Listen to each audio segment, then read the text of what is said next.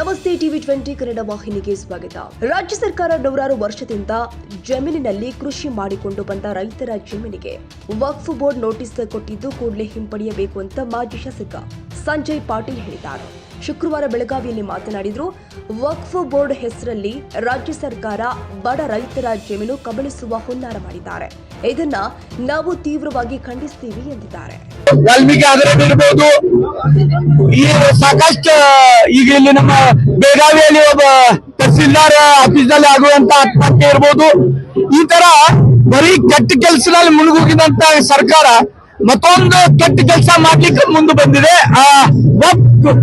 ಕಾನೂನು ಮುಖಾಂತರ ರೈತರ ಭೂಮಿ ನೂರಾರು ವರ್ಷ ಅಲ್ಲಿ ಆ ಭೂಮಿಯಲ್ಲಿ ಕೆಲಸ ಮಾಡ್ತಾ ಇದ್ದಾರೆ. ಅವ್ರ ಭೂಮಿಯಲ್ಲಿ ಬೀಜ ಬಿತ್ತುತ್ತಾ ಇದ್ದಾರೆ. ಎಲ್ಲ ಕೆಲಸ ಏನೇನು ಮಾಡ್ಬೇಕು ರೈತರಾಗಿ ಅದೆಲ್ಲ ಮಾಡುವಾಗ ಈಗ ಅಚಾನಕ ವಕ್ಫ್ ಬೋರ್ಡ್ ದವರ ನೋಟಿಸ್ ಕೊಟ್ಟ ಆ ಭೂಮಿ ಹೊಡೆಯುವಂತ ಕೆಲಸ ಈ ಸರ್ಕಾರ ಮಾಡ್ತಾ ಇದೆ. ಈ ದೇಶ ಭಾರತ ದೇಶ, ಇಲ್ಲಿರುವಂತ ಪ್ರತಿಯೊಬ್ಬ ರೈತರಿಗೆ ನ್ಯಾಯ ಸಿಗಬೇಕು. ಇಲ್ಲಿ ನಾವು ಜಾತಿ ಮಾಡ್ತಾ ಇಲ್ಲ, ಯಾವ ಒಂದು ಜಾತಿ ವಿರೋಧ ಇದು ಹೋರಾಟ ಅಲ್ಲ. ಈ ಹೋರಾಟ ಸಾಮಾನ್ಯ ರೈತರದ್ದು ಭೂಮಿ ಅದರ ರಕ್ಷಣೆ ಆಗಬೇಕು.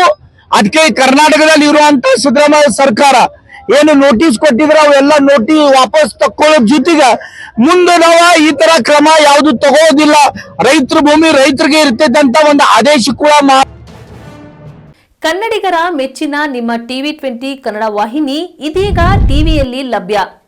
ಕರ್ನಾಟಕ ಮತ್ತು ದೇಶ ವಿದೇಶದ 360 ಡಿಗ್ರಿ ಸುದ್ದಿ ವಿವರವನ್ನ ಪಡೆಯುವುದಕ್ಕೆ ಟಿವಿ 20 ವಾಹಿನಿಯನ್ನು ಲೈಕ್ ಮಾಡಿ, ವಿಡಿಯೋಗಳನ್ನು ಶೇರ್ ಮಾಡಿ, ಕಮೆಂಟ್ ಮಾಡಿ, ಸಬ್ಸ್ಕ್ರೈಬ್ ಮಾಡಿ.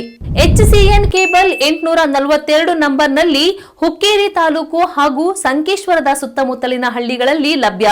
PCN ಕೇಬಲ್ 129 ನಂಬರ್ನಲ್ಲಿ ಹಾರುಗೆರೆ ಸುತ್ತಮುತ್ತಲಿನ ಹಳ್ಳಿಗಳಲ್ಲಿ ಲಭ್ಯ. ರಾಯಬಾಗ್ ಡಿಜಿಟಲ್ ಚಾನೆಲ್ ಕೇಬಲ್ 80ನೇ ನಂಬರ್ನಲ್ಲಿ ರಾಯಬಾಗ ತಾಲೂಕಿನ ಸುತ್ತಮುತ್ತಲಿನ ಹಳ್ಳಿಗಳಲ್ಲಿ ಲಭ್ಯ. UDCN ಕೇಬಲ್ ನೆಟ್ವರ್ಕ್ ಉಗಾರ ಸುತ್ತಮುತ್ತಲಿನ ಹಳ್ಳಿಗಳಲ್ಲಿ ನಿಮ್ಮ ಟಿವಿ 20 ಕನ್ನಡ ವಾಹಿನಿಯೂ ಲಭ್ಯ.